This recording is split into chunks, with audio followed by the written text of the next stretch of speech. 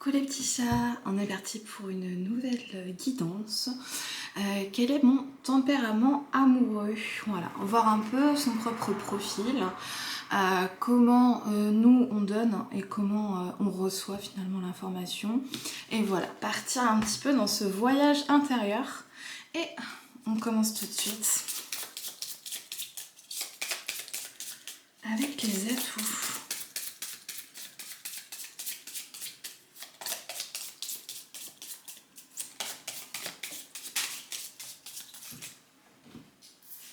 Alors, voyage intérieur. Partons tout de suite à la découverte de notre intériorité afin de prendre notre envol. Ok, donc le tempérament.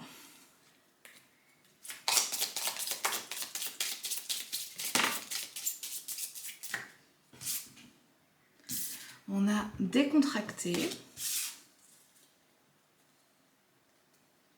et impatient.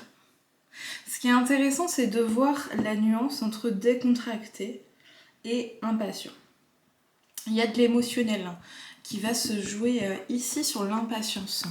Je vais aller voir quel émotionnel est en train de jouer. Pourquoi en fait directement ne pas garder cette décontraction, cette zen attitude et directement, pourquoi il y a une sorte d'horloge qui tourne dès lors qu'il y a une personne, il y a une possibilité, un couple. D'où vient cette impatience? Alors,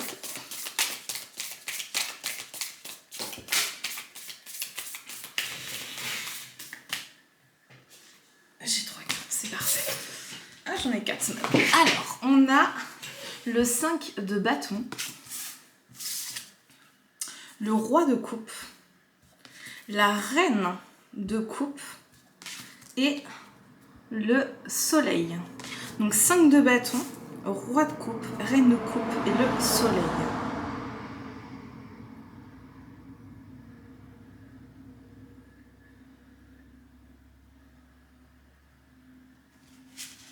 Ok, et en énergie deck, on a le 8 d'épée. On a le 8 d'épée. En fait, ce que je vais ressentir, c'est qu'il y a une partie de soi qui est emprisonnée en fait dans cette recherche de la fusion, cette recherche du tout, cette recherche du complément. Et dès lors qu'il y a une relation, une possibilité qui s'infiltre comme ça, il y a en fait quelque chose à l'intérieur, un feu, un volcan qui est en train de naître, qui donne énormément d'énergie. On le voit tant avec le 5 de bâton qu'avec le soleil. Et c'est comme si avec le roi de coupe et la reine de coupe, il y avait véritablement une grande maîtrise au fur et à mesure qui a été faite et qui a été construite pour justement un petit peu absorber toute cette énergie. Parce que quand on monte hyper haut, on va redescendre d'autant plus bas en fonction en fait de la qualité de la relation, de comment va se passer les choses.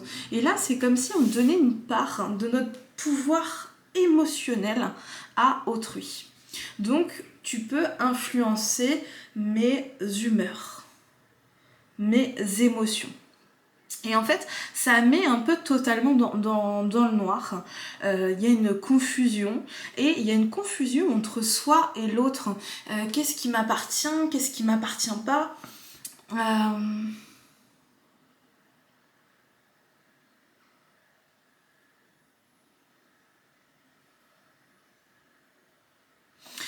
C'est comme si au niveau mental, il y avait une distorsion entre la réalité et l'image. Vivre un peu dans une sorte d'illusion. D'illusion d'enfermement, d'illusion de ne pas pouvoir, d'illusion d'impuissance. C'est ça. Se croire impuissant face à la situation. Aveuglé, emprisonné. Et ça, c'est qu'une perception de l'esprit, finalement. En fait, cette impatience, c'est comme si elle amenait une sorte d'auto enfermement. Parce que ça crée au niveau émotionnel un tel tourbillon de bonheur, une telle vie, une telle vitalité, que ça peut facilement en fait se retourner contre soi. Se retourner contre soi. Ok. On en reste là pour l'instant. Moi j'irais bien plus loin dans cette clarification là de... on va aller voir avec l'oracle du peuple végétal d'Arnaud Rio. Je trouve ça hyper poignant ces messages avec les plantes. Alors, on va continuer ce voyage intérieur afin de prendre notre envol à tout ce qui nous limite. Donc voyons un peu dans le profil, on continue. C'est peut-être de trop donner par rapport à ce qu'on reçoit. Là, il y a beaucoup trop de cartes. Je les connais pas assez. Je prends que celle-là. Ok. Je les connais pas assez pour faire toute une guidance là-dessus. Donc une seule. C'est le lilas, artiste. Je vais vous montrer la carte. Je la trouve magnifique. On voit bien. Yes. Le lilas. J'ai l'odeur qui me vient. Alors, qu'est-ce qu'on peut dire avec cet artiste? Quel est un peu toujours le profil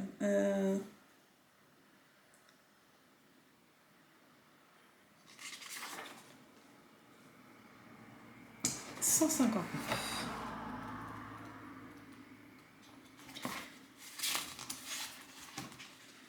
La simplicité est la voix de la tendresse. Le lilas est un arbre au tempérament discret et humble. Très sociable, se plaît facilement dans l'environnement qu'on lui offre. Ces petites fleurs mauves, bleutées ou blanches nous envoûtent en annonçant le tout début du printemps. Alors, le lilas est peu exigeant, un arbre social et de bonne compagnie.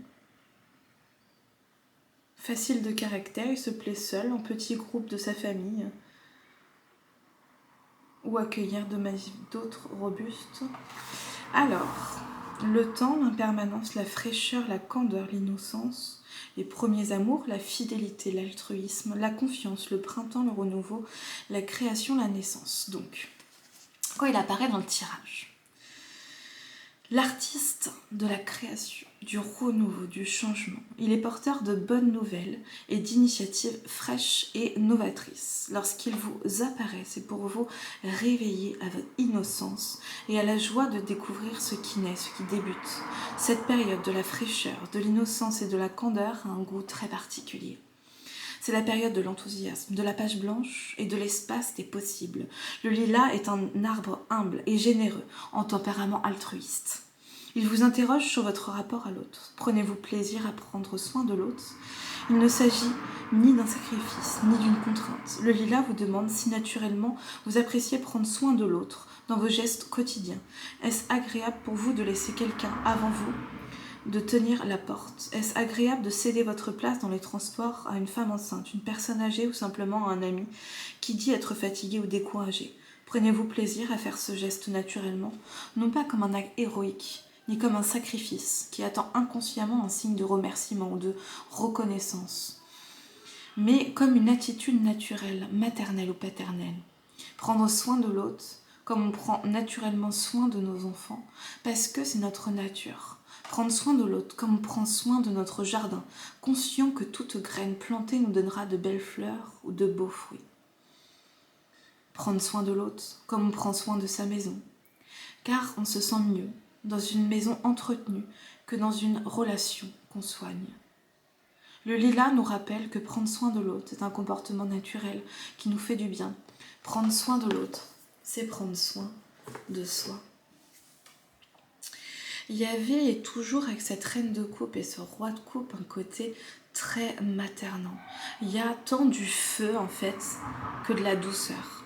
C'est comme s'il y avait deux éléments comme ça qui étaient vachement bien éclairés, vachement bien scintillants, le feu et l'eau, les émotions et la passion, le caliente. Et dans le même temps, au niveau du mental, il y a quelque chose qui bloque. Là, je vais me le noter pour une prochaine guidance. C'est peut-être aller voir en fait quelles sont mes croyances limitantes, auto-limitatrices, face à l'amour. J'avais déjà après qui j'attire et pourquoi après le tempérament. Donc, j'ai dit quoi ça va, ça a été filmé. Moi, quand j'ai une idée, après, elle s'en va tout de suite. Quel est mon tempérament amoureux, qui j'attire et pourquoi. Les croyances limitantes. Hop. Croyances limitantes. Parce que avec ce 8 d'épée, il y a quelque chose au niveau mental qui emprisonne, qui empoisonne. Ça peut être, en fait, au niveau du modèle du couple de nos parents, on va reproduire inconsciemment. Si par exemple le couple a été conflictuel, on va chercher inconsciemment des couples conflictuels. Si le couple a été... il y en a un qui prend le pouvoir sur l'autre, et ben on va rejouer sous différentes formes cette prise de pouvoir. Une croyance limitante dans l'amour. Je réécouterai vers 10 minutes. Pour voir le titre exact. Bon, comme ça on pourra avancer au fur et à mesure, finalement déconstruire certaines choses, parce que cette impatience, cette course contre la montre, elle déséquilibre. Elle va déséquilibrer finalement se donner et se recevoir. Et le lilas nous invite en même temps à donner gratuitement au niveau du cœur, à aimer prendre soin. Avec cette impatience, c'est comme si quand je donne quelque chose, et ben consciemment ou consciemment, je suis en train d'attendre un certain retour de la part de l'autre. Et s'il n'y a pas ce retour, mentalement, il peut y avoir une contrariété, une contradiction qui bloque en fait ce feu et ces émotions de circuler librement et d'être en paix. C'est comme si, là pour l'instant, il n'y a pas d'élémentaire. Donc ça veut dire que la relation est beaucoup plus vécue d'un point de vue passionnel, hein, la passion, les émotions, qu'est-ce que ça provoque chez moi, mais au niveau de la pensée, en fait, ça élève un peu la relation vers le centre du crâne, sans pour autant ancrer dans la matière. Donc est-ce qu'il n'y a pas aussi une question d'engagement, d'avoir peur de matérialiser et d'ancrer véritablement les choses dans la matière? Certains, et pour d'autres c'est plutôt l'impatience de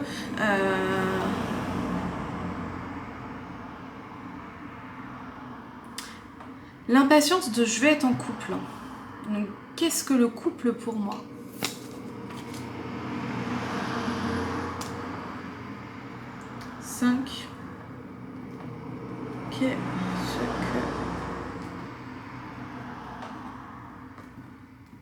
Qu'est-ce que le couple pour moi? Oui, il y a peut-être des croyances en fait limitantes par rapport à quelle est ma place en fait. Là, il y a quelque chose d'équilibré entre un masculin et un féminin qui sont tous les deux dans l'émotion peace and love, attitude pacifique, bienveillante. Avec le lilas, on donne finalement et on est décontracté, on prend la vie comme elle vient. Avec ce petit hic de par contre l'horloge tourne, je suis impatient et ça me met en branle un petit peu mon mental. Hop, on va voir la typologie amoureuse maintenant. Typologie amoureuse, j'ai repris là les travaux de Véronique Cohn et de Lise Bourbeau sur les 5 blessures qui empêchent d'être soi-même et sur les 5 profils amoureux pour dégager une famille. Et là, mais en fait, ce qui est intéressant avec cette impatience, c'est que là, on y va, mais tout doucement. Tout doucement pour recevoir les informations, pour que ça vienne. Contrôlant, blessure de trahison. On aime avoir le contrôle. Et c'est pas tant qu'on aime, c'est en fait cette impatience. On a la blessure d'humiliation derrière. J'ai honte. Donc, il y a 2 choses. Je contrôle je contrôle l'image que je vais avoir de moi. C'est-à-dire qu'il y a quelque chose d'assez lisse qui va se passer. Parce que je vais contrôler en fait comment je suis perçue, comment je vais jouer un rôle en fait. Je vais mettre un masque de cette femme un petit peu superwoman, parfaite. Si vous êtes un homme, vous mettez ça,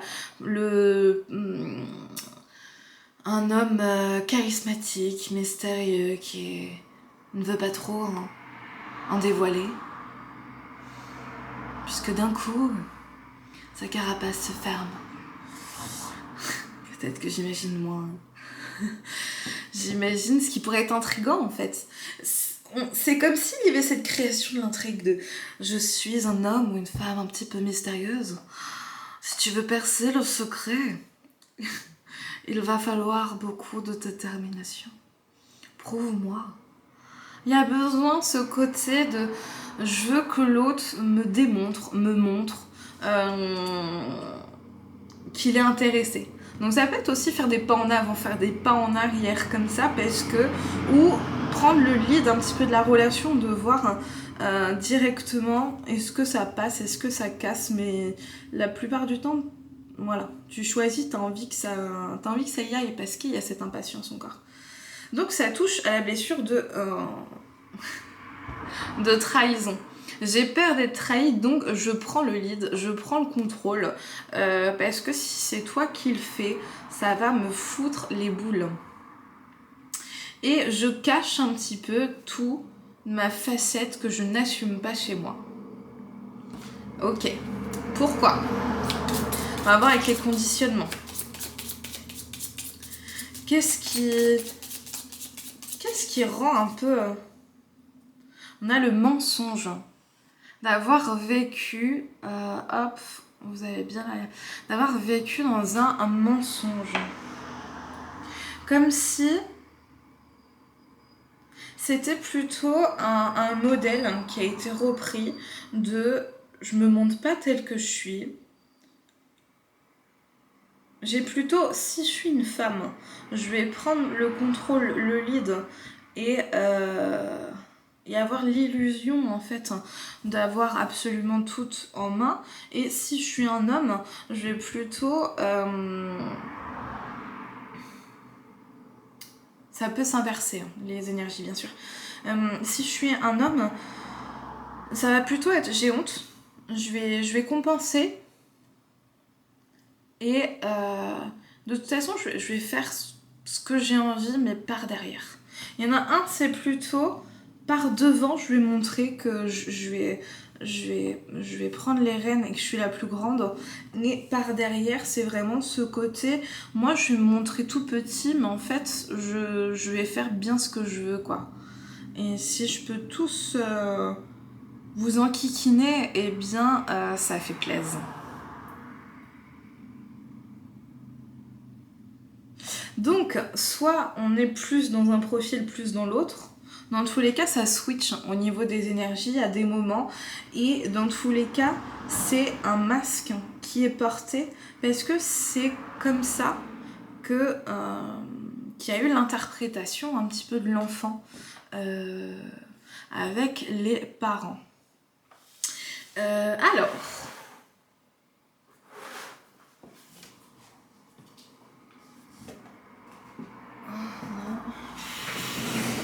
Qu'est-ce qui a envie de venir là?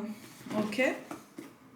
On a la voix des êtres stellaires qui a envie de continuer un petit peu. Dans ce profil, qu'est-ce que je donne, qu'est-ce que je reçois? Mais souvent, c'est un effet miroir. Il y en a un qui va plus être dans l'humiliation, des fois c'est à des moments, l'autre plus contrôlant. Ça veut dire que cette relation travaille sur la blessure de trahison et d'humiliation et sur les masques. Qu'est-ce que je montre et qui est faux? Premier pas, action, suivez votre intuition pour qu'elle se manifeste. Et on a double mission, être stellaire et artisan de lumière, authenticité au service du monde. C'est cette histoire un petit peu du 100e singe. De se dire qu'il y a encore des blessures, des petites choses à régler dans son rapport à l'autre, pour justement que ce soit plus du côté solaire que du côté de la mentalisation négative et de l'interprétation négative des choses d'autrui. Et là, c'est comme si il y avait cette mission qui était demandée de pouvoir s'introspecter pour voir mais qu'est-ce que j'y mets moi dans cette relation, quelles sont mes attentes, pourquoi je suis si impatient, pourquoi directement quand j'ai peur j'ai envie de contrôler la situation et les choses, ou pourquoi je me sens honteux, qu'est-ce que ça vient toucher chez moi, et je me mens et je mens à l'autre sur quelle phase. Parce qu'en fait il y aurait cette envie avec l'artiste et le lilas d'être vraiment connecté à ces énergies de je donne et les choses sont simples. Donc quel est le petit switch qui fait que les choses ne sont pas si simples? On va continuer avec le Laxios Tarot pour recevoir un autre message.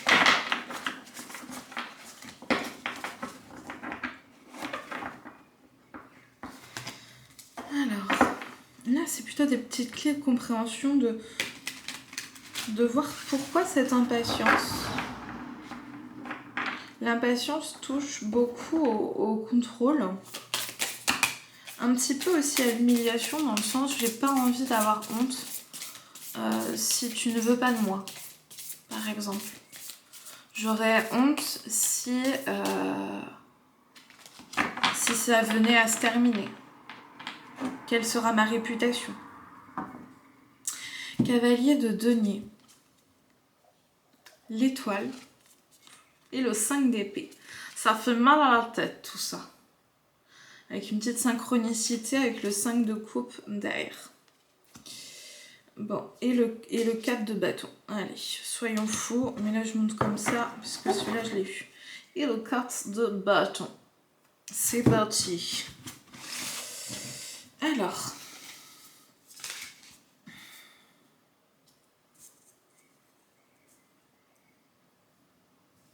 C'est comme s'il y avait quelque chose qui était répétitif. À chaque fois, ça se passe comme ça. À chaque fois, c'est toujours la même chose. On me resserre toujours le même plat. Ok. Alors maintenant, qu'est-ce qui est inconscient chez soi? Je me prends la tête avec quoi? Quelles sont vraiment mes peurs? Qu'est-ce qui se répète? Quels sont les schémas répétitifs? On a le valet de coupe. Quelque chose d'assez jeune au niveau émotionnel. Ah, je m'emballe. Il y a l'amour, il y a la joie, il y a la gaieté, je m'emballe, je suis partout, ma best life. Et ensuite, il y a... Ah, ok, je me suis peut-être un petit peu trop emballée, il y a des couacs. Et après, de se dire, bon, je vais me recentrer, je vais me reconcentrer sur moi, je vais me retrouver ma stabilité parce que ça va plus là. Il y a vraiment ce phénomène de d'un coup, ok, je me mets à l'action. D'un coup, on y va, on part à l'aventure, on est bien. Et c'est là où on se trouve un petit peu bloqué en se disant bon, qu'est-ce que se passe là? Ça me donne mal au crâne et il faut que je me retrouve. Et c'est relativement équilibré. Ce qui est intéressant, c'est de se dire, il y a d'abord l'action et ensuite la réflexion. Il y a ce côté yang qui est très pressé, qui est très impatient à l'intérieur de soi. Il y a cette impatience du yang et dans le même temps, il y a ce yin qui, elle, veut bien prendre plus de temps, plus d'intériorité. Ça donne mal au crâne au yang, mais le yin est plutôt en paix quand ça va doucement en fait. Parce qu'il y a des deuils à faire et il y a aussi besoin de se concentrer sur des joies simples en dehors de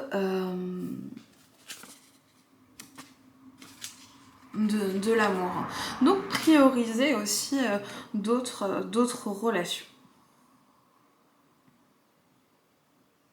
Donc j'ai un profil aussi qui est indépendant ici.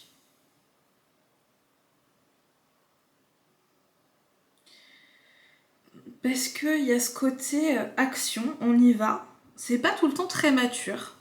Ça peut être réfléchi, mais c'est surtout spontané.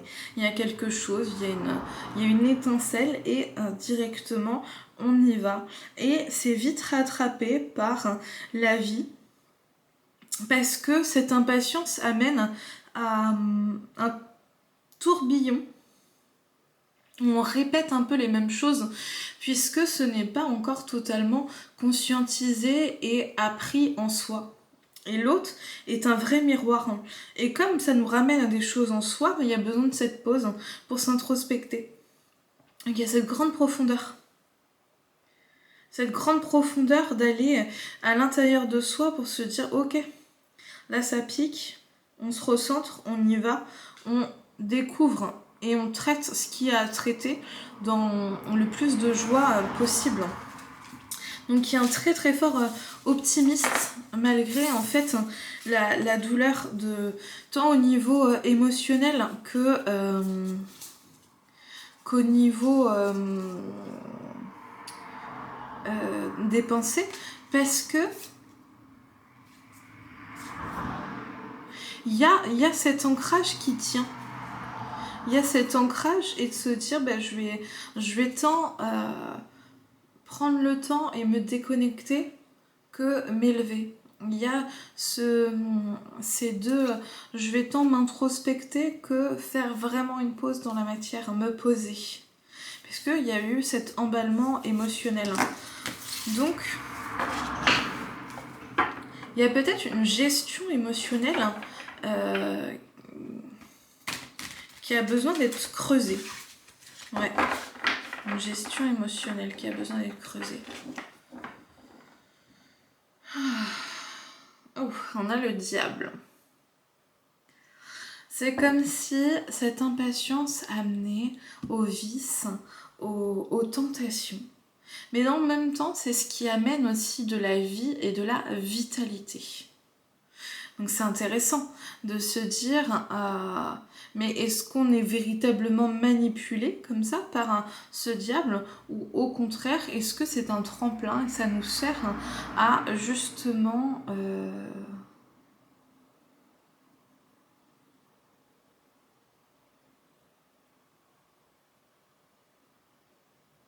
à s'élever?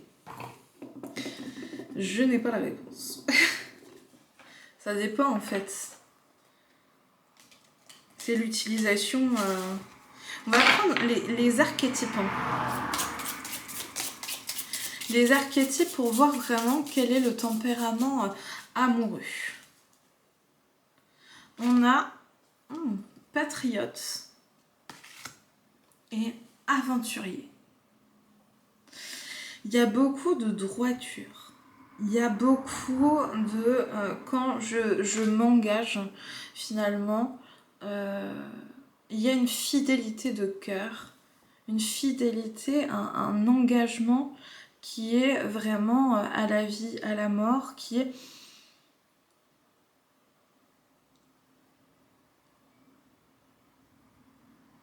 il y a ce besoin de se lier. La blessure de contrôle permet de ne pas ressentir sa blessure d'abandon.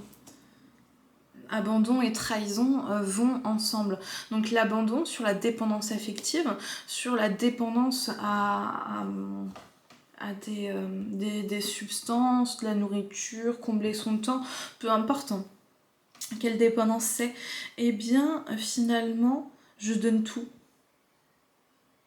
Je donne tout ce que j'ai, je me mets à poil.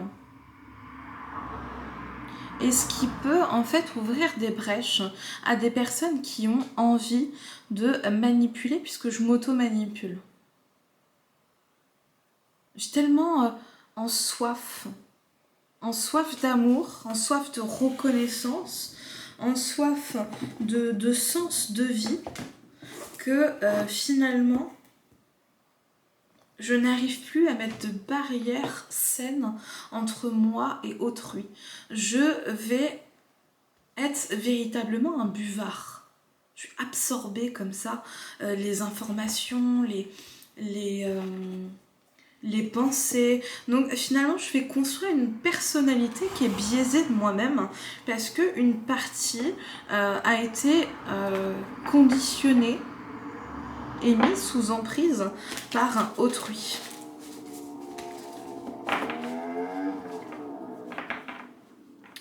Qu'est-ce que je vois d'autre? Aventurier, toujours prêt à partir à l'aventure.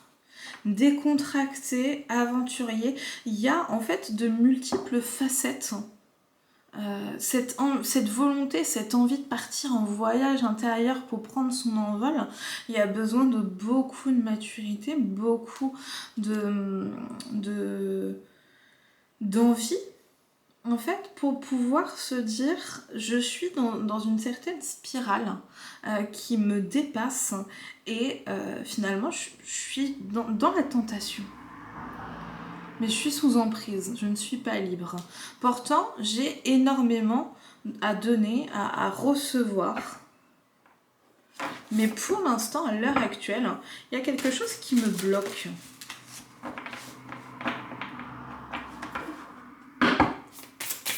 On va voir ce qu'on peut dire au niveau général. Avec l'oracle de guérison chamanique. Changement. Moi, c'est comme la roue de la fortune dans le tarot. Donc il y a un changement de paradigme puisqu'il y a un début de conscientisation. Il y a quelque chose, espace sacré, amour de soi. Voilà, c'est bien d'avoir regardé ça. En fait, dans son chakra sacré, donc le deuxième chakra au niveau du nombril, un peu en dessous, eh bien, finalement, il va y avoir un respect de soi-même, plus de limites, plus de frontières, moins, en fait, d'être poreux au niveau des énergies d'autrui, de moins se faire influencer par les dires d'autrui et de comment il perçoit. En fait, c'est comme si ça travaillait énormément sur l'image, les masques et quelle est ma place, là, en général. Là, actuellement, en fait. De là où on en est, il y a quelque chose qui s'installe avec beaucoup plus d'amour, de considération. Je prends aussi soin de moi. Je sais prendre soin de l'autre, mais finalement, je prends aussi soin de moi. Donc, il y a ce côté indépendant de tout à l'heure. On devient indépendant. On est en train de sortir véritablement de ce diable intérieur qui, finalement, nous emprisonne. Donc il y a la gourmandise, la luxure dans ce profil, aimer les belles et bonnes choses, savoir faire preuve des savoirs simples et paisibles de la vie, ce qui est intéressant. Et j'ai aussi avec la sexualité, je peux pas trop montrer avec YouTube toutes les petites cartes. Ah, on a le polyamour. Polyamour. avec mise en bouche.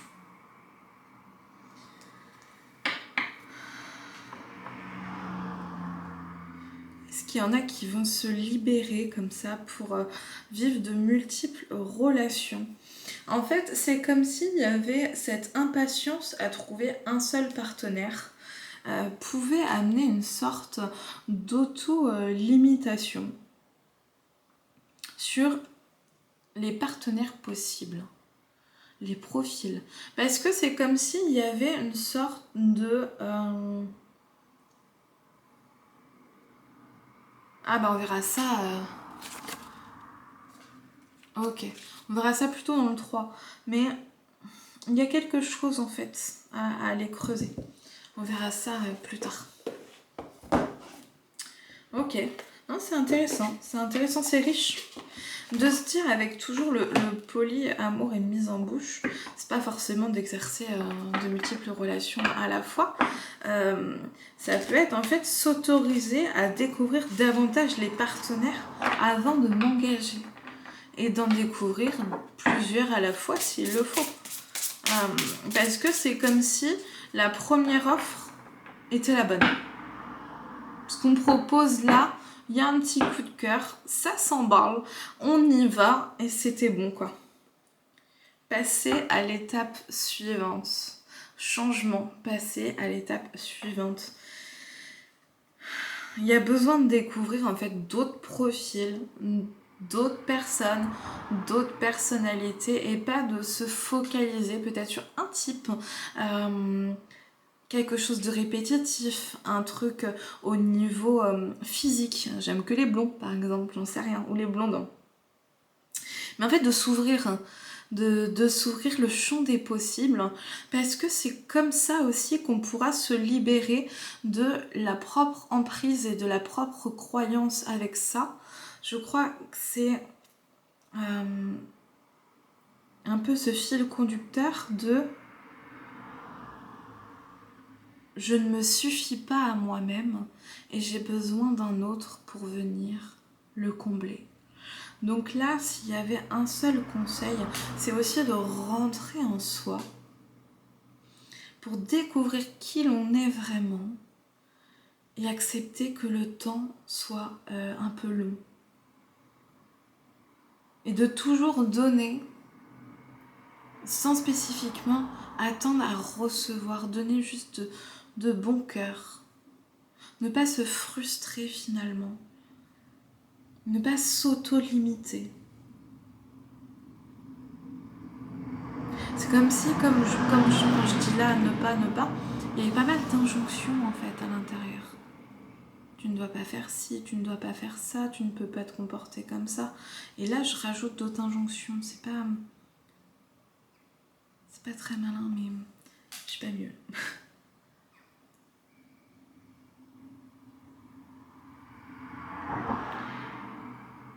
C'est comme si...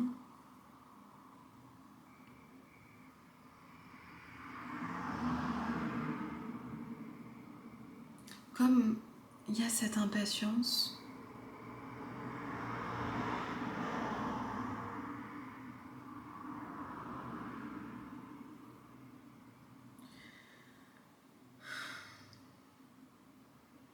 c'est tout en fait.